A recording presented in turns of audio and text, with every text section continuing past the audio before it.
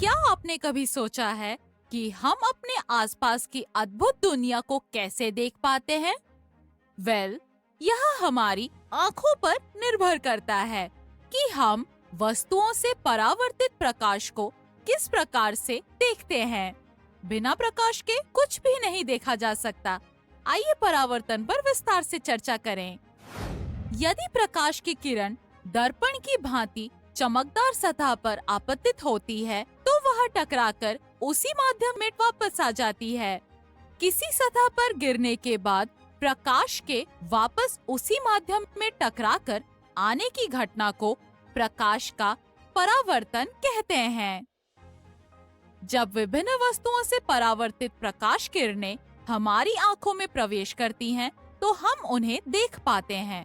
आइए अब हम परावर्तन के नियमों को समझते हैं। कागज की एक शीट को एक ड्राइंग बोर्ड पर पिनों की सहायता से लगाइए। एक रेखा M1 कागज की शीट पर खींचे। रेखा M1 के केंद्र में एक बिंदु O लें। एक अभिलंब ON रेखा M1 पर बिंदु O पर खींचे। अब एक आपतित किरण AO बनाएं जो ON से कोण बनाती है। अब एक स्टैंड की सहायता से पॉलिश किए हुए एक समतल दर्पण को रेखा M1 पर लंबवत रखें। दो पिन P और Q को किरण AO पर सीधा लगाइए। अभिलंब पर इस प्रकार देखें कि दोनों एक ही रेखा पर हों। अब पिन R और S को बोर्ड पर इस प्रकार लगाएं। P1, Q1, R और S सभी एक सीधी रेखा में दिखाई दें। एक पेंसिल से पिन R और S के स्थान पर गोला बना दें। बोर्ड से सभी पिन और समतल दर्पण हटा दें। बिंदु R और S को मिलाने वाली एक रेखा खींचिए। इस रेखा M1 तक इस प्रकार बढ़ाइए कि यह बिंदु O पर मिले।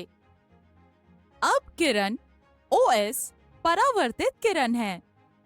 आपतित किरण AO और अभिलंब ON के बीच का कोण आपतन कोण है। परावर्तित किरण OS और अभिलंब ON के बीच का कोण परावर्तन कोण है। चांदा की सहायता से आपतन कोण I और परावर्तन कोण R मापें।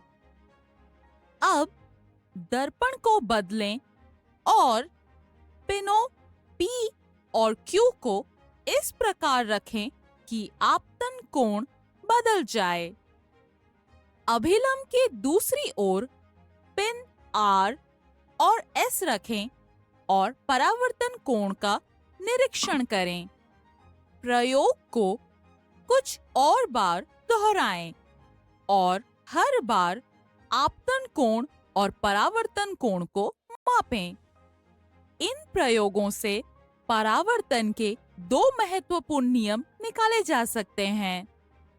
आपतन कोण हमेशा परावर्तन कोण के बराबर होता है। आपतित किरण, परावर्तित किरण और आपतन बिंदु पर खींची गई अभिलंब समतल्य हैं, अर्थात वे एक ही तल में स्थित होते हैं।